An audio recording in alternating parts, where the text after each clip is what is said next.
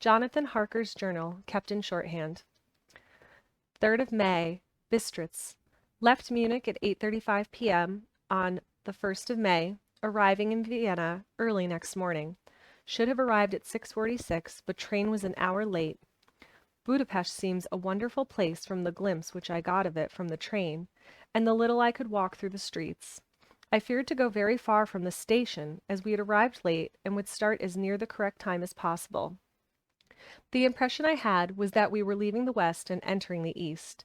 The most western of splendid bridges over the Danube, which is here of noble width and depth, took us among the traditions of Turkish rule. We left in pretty good time, and came after nightfall to Klausenburg. Here I stopped for the night at the Hotel Royal. I had for dinner, or rather supper, a chicken done up some way with red pepper, which was very good but thirsty. Mem, get recipe for Mina. I asked the waiter, and he said it was called paprika Hendel, and that, as it was a national dish, I should be able to get it anywhere along the Carpathians. I found my smattering of German very useful here indeed. I don't know how I should be able to get on without it. Having some time at my disposal when in London, I had visited the British Museum and made search among the books and maps in the library regarding Transylvania. It had struck me that some foreknowledge of the country could hardly fail to have some importance in dealing with a noble of that country. I find that the district he named is in the extreme east of the country, just on the border of 3 states, Transylvania, Moldavia, and Bukovina, in the midst of the Carpathian Mountains, one of the wildest and least known portions of Europe. I was not able to light on any map or work giving the exact locality of the Castle Dracula, as there are no maps of this country as yet compared with our own Ordnance Survey maps. But I found that Bistritz, the post town named by Count Dracula, is a fairly well-known place. I shall enter here some of my notes, as they may refresh my memory when I talk over my travels with Mina. In the population of Transylvania there are 4 distinct nationalities: Saxons in the south, and mixed with them the Wallachs, who are the descendants of the Dacians, Magyars in the west, and Tzelkels in the east and north. I am going among the latter, who claim to be descendants from Attila and the Huns. This may be so, for when the Magyars conquered the country in the 11th century, they found the Huns settled in it. I read that every known superstition in the world is gathered into the horseshoe of the Carpathians, as if it were the center of some sort of imaginative whirlpool. If so, my stay may be very interesting. Memo. I must ask the Count all about them. I did not sleep well, though my bed was comfortable enough, for I had all sorts of queer dreams. There was a dog howling all night under my window, which may have had something to do with it, or it may have been the paprika, for I had to drink up all the water in my carafe and was still thirsty. I slept and was wakened by the continuous knocking at my door, so I guessed I must have been sleeping soundly then. I had for breakfast more paprika and a sort of porridge of maize flour which they said was mamaliga, and eggplants stuffed with forcemeat, a very excellent dish, which they called impletata. Memo. Get recipe for this also. I had to hurry breakfast, for the train started a little before 8, or rather it ought to have done so, for after rushing to the station at 7:30, I had to sit in the carriage for more than an hour before we began to move. It seems to me that the further east you go, the more unpunctual are the trains. What ought they to be in China? Hey, Boogie! All day long we seemed to dawdle through a country which was full of beauty and of every kind. Sometimes we saw little towns or castles on the top of steep hills, such as we see in old missals. Sometimes we ran by rivers and streams, which seemed from the wide stony margin on each side of them to be subject to great floods. It takes a lot of water, and running strong, to sweep the outside edge of a river clear. At every station there were groups of people, sometimes crowds, and in all sorts of attire. Some of them were just like the peasants at home, or those I saw coming through France and Germany, with short jackets and round hats and homemade trousers. But others were very picturesque. The women looked pretty, except when you got near them, but they were very clumsy about the waist. They had all full white sleeves of some kind or other, and most of them had big belts, with a lot of stripes of something fluttering from them like the dresses in a ballet, but of course petticoats under them. The strangest figures we saw were the Slavics, who are more barbarian than the rest, with their big cowboy hats, great baggy dirt-white trousers, white linen shirts, and enormous heavy leather belts nearly a foot wide, all, all studded over with brass nails. They wore high boots, and their trousers tucked into them, and had long black hair and heavy black mustaches. They are very picturesque, but do not look prepossessing. On the stage, they would be set down at once at some old Oriental band of brigands. They are, however, I am told, very harmless and rather wanting in natural self-assertion. It was on the dark side of twilight when we got to Bistritz, which is a very interesting old place. Being practically on the frontier, for the Borgo Pass leads from it to Bukovina, it has had a very stormy existence, and it certainly shows marks of it. 50 years ago, a series of great fires took place, which made terrible havoc on 5 separate occasions. At the very beginning of the 17th century, it underwent a siege of 3 weeks and lost 13,000 people, the casualties of war proper being assisted by famine and disease. Count Dracula had directed me to go to the Golden Krone Hotel, which I found, to my delight, to be thoroughly old-fashioned, for of course I wanted to see all I could of the ways of the country. I was evidently expected, for when I got near the door, I faced a cheery-looking elderly woman in the usual peasant dress, white undergarment with long double apron front and back, of colored stuff fitting almost too tight for modesty. When I came close, she bowed and said, "The Herr Englishman." "Yes," I said, "Jonathan Harker." She smiled and gave some messages to an elderly man in white shirt sleeves who had followed her to the door. He went, but immediately returned with a letter. The letter read, "My friend, welcome to the Carpathians. I am anxiously expecting you. Sleep well tonight. At 3 tomorrow, the diligence will start for Bukovina. A place on it is kept for you. At the Borgo Pass, my carriage will await you and will bring you to me. I trust that your journey from London has been a happy one, and that you will enjoy your stay in my beautiful land. Your friend, Dracula." May 4th. May the 4th be with you. I found that my landlord had got a letter from the Count, directing him to secure the best place on the coach for me, but on making inquiries as to details he seemed somewhat reticent, and pretended that he could not understand my German. This could not be true, because up to then he had understood it perfectly. At least, he answered my questions exactly as if he did. He and his wife, the old lady who received me, looked at each other in a frightened sort of way. He mumbled out that the money had been sent in a letter, and that was all he knew.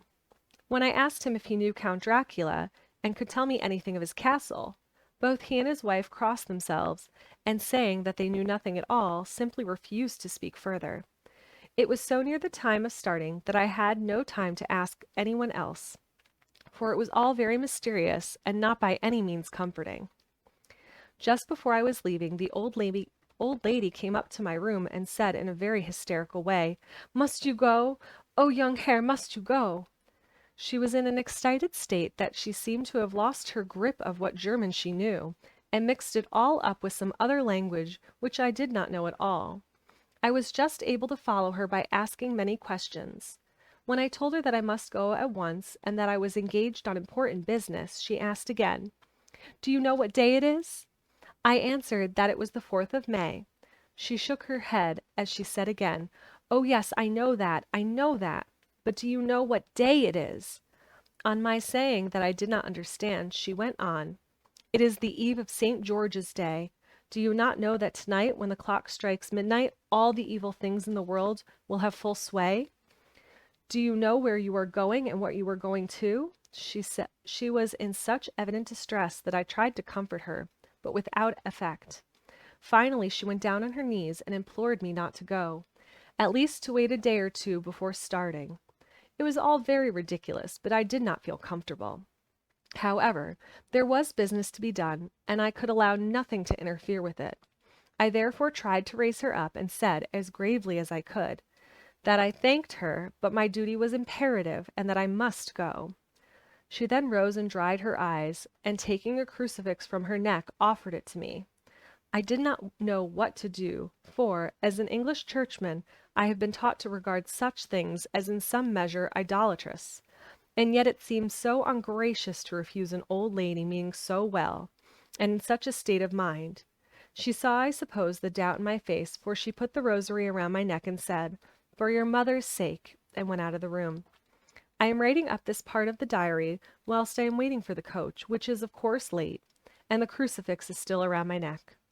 Whether it is the old lady's fear, or the many ghostly traditions of this place, or the crucifix itself, I do not know, but I am not feeling nearly as easy in my mind as usual. If this book should ever reach Mina before I do, let it bring my goodbye. Here comes the coach. May 5th, the castle. The gray of the morning has passed, and the sun is high over the distant horizon, which seems jagged, whether with trees or hills I know not, for it is so far off that big things and little are mixed. I am not sleepy, and as I am not to be called till I wake, naturally I write till sleep comes. There are many odd things to put down, and lest who reads them may fancy that I dined too well before I left Bistritz, let me put down my dinner exactly. I dined on what they call robber steak, a bit of bacon, onion, and beef seasoned with red pepper, and strung on sticks and roasted over the fire, in the simple style of the London cat's meat. The wine was golden Medisch, which produces a queer sting on the tongue, which is, however, not disagreeable. I had only a couple of glasses of this, and nothing else. When I got in the coach, the driver had not taken his seat, and I saw him talking with the landlady. They were evidently talking of me, for every now and then they looked at me, and some of the people who were sitting on the bench outside the door, which they call by a name meaning word-bearer, came and listened, and then looked at me, most of them pityingly. I could hear a lot of words often repeated, queer words, for there were many nationalities in the crowd. So I quietly got my polyglot dictionary from my bag and looked them out. I must say they were not cheering to me, for amongst them were Ordog, Satan, Pokel, Hell, Stregoica, Witch, Rollick, and Kloslek, both of which mean the same thing, one being Slavic and the other Servian. For something that is either werewolf or vampire. Memo. I must ask the Count about these superstitions. When we started, the crowd round the inn door, which had by this time swelled to a considerable size, all made the sign of the cross and pointed two fingers towards me. When we started, the crowd round the inn door, which had by this time swelled to a considerable size, all made the sign of the cross and pointed two fingers towards me.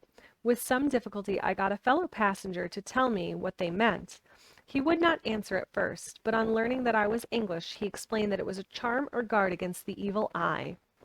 This was not very pleasant for me, just starting for an unknown place to meet an unknown man. But everyone seemed so kind-hearted and so sorrowful and so sympathetic that I could not be touched. I shall never forget the last glimpse which I had of the inn yard, and its crowd of picturesque figures all crossing themselves as they stood round the wide archway, with its background of rich foliage of oleander and orange trees and green tubs clustered in the center of the yard.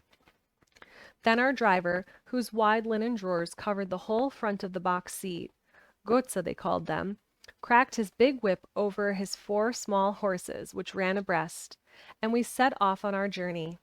I soon lost sight and recollection of ghostly fears in the beauty of the scene as we drove along. Although I had known the language, or rather languages, which my fellow passengers were speaking, I might not have been able to throw them off so easily. Before us lay a green sloping land full of forests and woods, with here and there steep hills, crowned with clumps of trees or with farmhouses. The blank gable end of the road. There was everywhere a bewildering mass of fruit blossoms, apple, plum, pear, cherry, and as we drove by I could see the golden grass under the trees spangled with the fallen petals. In and out amongst these green hills of what they call here the Middle Land ran the road, losing itself as it swept round the grassy curve or was shut out by the straggling end of pine woods, which here or there ran down the hillside like tongues of flame. The road was rugged, but still we seemed to fly over it with a feverish haste. I could not understand then what the haste meant, but the driver was evidently bent on losing no time in reaching Borgo Prund. I was told that this road is in summertime excellent, but it had not yet been put in order after the winter snows. In this respect it is different from the general run of the roads in the Carpathians, for it is an old tradition that they are not to be kept in too good order. Of old the hospodars would not repair them, lest the Turks should think that they were preparing to bring in foreign troops, and so hasten the war which was always really at loading point. Beyond the green swelling hills of the middle land rose mighty slopes of forest up to the lofty steeps of the Carpathians themselves. Right and left of us they towered, with the afternoon sun falling full upon them and bringing out all the glorious colors of this wonderful range. Deep blue and purple in the shadows at the peaks, green and brown where the grass and rocks mingled, and an endless perspective of jagged rock and pointed crags, till these were themselves lost in the distance, where the snowy peaks rose grandly. Here and there seemed mighty rifts in the mountains, through which, as the sun began to sink, we saw now and again the white gleam of falling water. One of my companions touched my arm as we swept round the base of a hill and opened up the lofty snow-covered peak of a mountain, which seemed, as we wound on our serpentine way, to be right before us. "Look, Itzen-Seek, God's seat," and he crossed himself reverently. As we wound on our endless way, and the sun sank lower and lower behind us, the shadows of the evening began to creep round us. This was emphasized by the fact that the snowy mountain tops still held the sunset, which seemed to glow with a delicate, cool pink. Here and there we passed Czechs and Slovaks in our picturesque attire, but I noticed that goitre was painfully prevalent. By the roadside were many crosses. As we swept by, my companions all crossed themselves. Here and there was a peasant man or woman kneeling before a shrine, who did not even turn round as we approached, but seemed in the self-surrender of devotion to have either eyes nor ears for the outer world. There were many things new to me, for instance, hayricks in the trees, and here and there very beautiful masses of weeping birch, with their white stems shining like silver through the delicate green of the leaves. Now and again we passed a leader wagon, the ordinary peasant's cart, with its long snake-like vertebra, calculated to suit the inequalities of the road. On this were sure to be seated quite a group of home-coming peasants, the Czechs with their white and the Slovaks with their colored sheepskins, the latter carrying lance-fashion their long staves, with axe at end. As the evening fell, it began to get very cold, and the growing twilight seemed to merge into one dark mistiness, the gloom of the trees, oak, beech, and pine, though in the valleys which ran deep between the spurs of the hills. As we ascended through the pass, the dark firs stood out here and there against the background of late-lying snow. Sometimes, as the road was cut through the pine woods that seemed in the darkness to be closing down upon us, great masses of grayness, which here and there bestrewed the trees, produced a peculiarly weird and solemn effect, which carried on the thoughts and grim fancies engendered earlier in the evening, when the falling sunset threw into strange relief the ghost-like clouds which amongst the Carpathians seemed to wind ceaselessly through the valleys. Sometimes the hills were so steep that despite our driver's haste, the horses could only go slowly. I wished to get down and walk up them, as we do at home, but the driver would not hear of it. "No, no," he said, "you must not walk here. The dogs are too fierce." And then he added, with what he evidently meant for grim pleasantry, for he looked round to catch the approving smile of the rest, "And you may have enough of such matters before you go to sleep." The only stop he would make was a moment's pause to light his lamps. When it grew dark, there seemed to be some excitement amongst the passengers, and they kept speaking to him, one after the other, as though urging him to further speed. He lashed the horses unmercifully with his long whip, and with wild cries of encouragement urged them on to further exertions. Then, through the darkness, I could see a sort of patch of gray light ahead of us, as though there were a cleft in the hills. The excitement of the passengers grew greater. The crazy coach rocked on its great leather springs and swayed like a boat tossed on a stormy sea. I had to hold on. The road grew more level, and we appeared to fly along. Then the mountains seemed to come nearer to us on each side, and to frown down upon us. We were entering on the Borgo Pass. One by one several of the passengers offered me gifts, which they pressed upon me with an earnestness which would take no denial. These were certainly of an odd and varied kind, but each was given in simple good faith, and with a kindly word, and a blessing, and that strange mixture of fear-meaning movements which I had seen outside the hotel at Bistritz, the sign of the cross, and the guard against the evil eye. Then as we flew along, the driver leaned forward. On each side the passengers, craning over the edge of the coach, peered eagerly into the darkness. It was evident that something very exciting was either happening or expected, but though I asked each passenger, no one would give me the slightest explanation. This state of excitement kept on for some little time, and at last we saw before us the pass opening out on the eastern side. There were dark rolling clouds overhead, and in the air the heavy, oppressive sense of thunder. It seemed as though the mountain range had separated two atmospheres, and that now we had got into the thunderous one. I was now myself looking out for the conveyance which was to take me to the Count. Each moment I expected to see the glare of lamps through the darkness, but all was dark. The only light was the flickering ray of our own lamp, in which the steam from our hard-driven horses rose in a white cloud. We could now see the sandy road lying white before us, but there,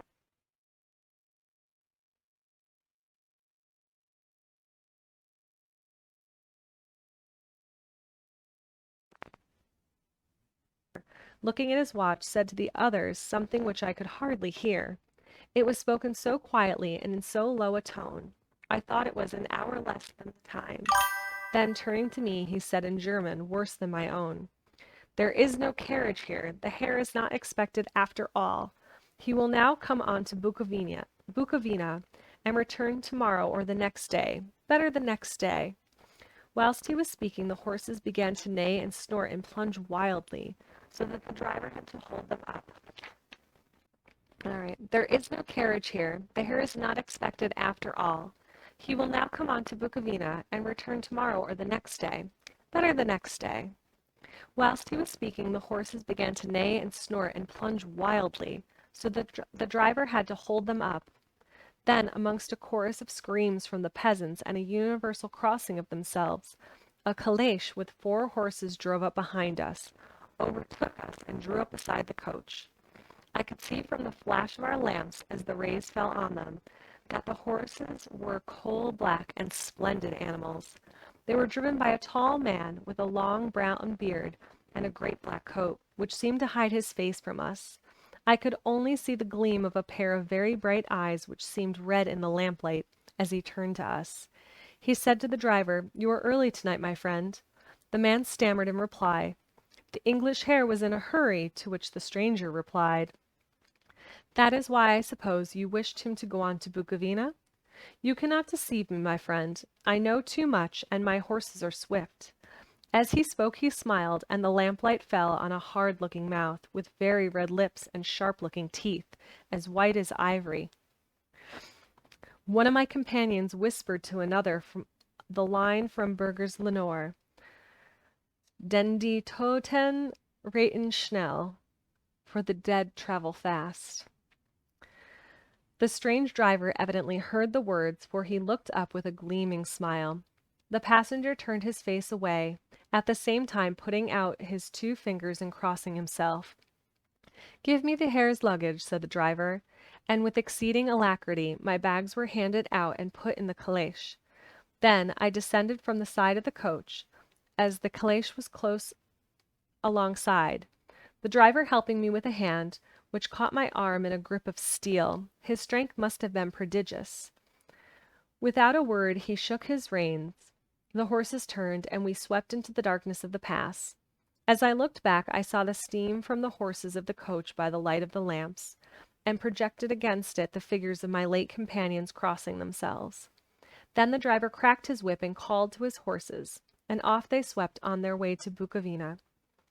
As they sank into the darkness, I felt a strange chill and a lonely feeling come over me, but a cloak was thrown over my shoulders and a rug across my knees, and the driver said in excellent German, "The night is chill, mein Herr, and my master the Count bade me to take all care of you.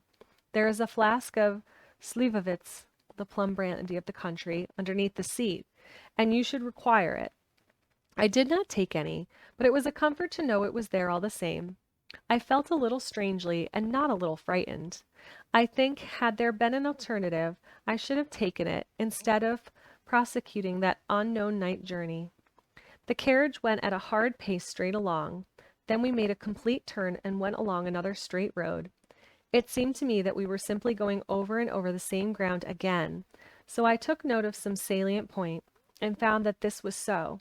I would have liked to ask the driver what this all meant, but I really feared to do so, for at I thought that, placed as I was, any protest would have had no effect in case there had been an intention to delay.